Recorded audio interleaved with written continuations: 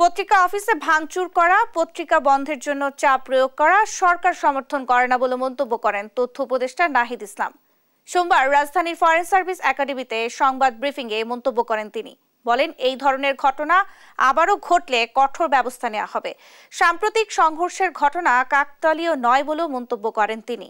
এই ইস্যুতে কথা বলেন ক্রীড়া উপদেষ্টা আসিফ মাহমুদ। এই ঘটনাগুলোর মধ্যে কারা কারা জড়িত, ভাঙচুর সহ হতাহতের বিষয়গুলোতে অবশ্যই আইনগতভাবে ব্যবস্থা নেওয়ার প্রক্রিয়া চলমান আছে।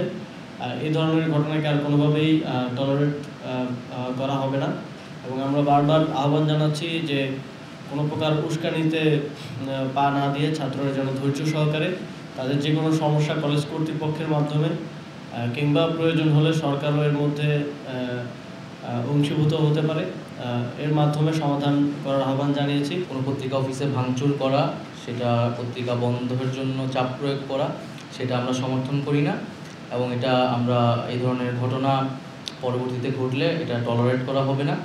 ভাঙচুরের ঘটনায় যারা জড়িত তাদের বিরুদ্ধে অবশ্যই আইনগত ব্যবস্থা নেওয়া হবে।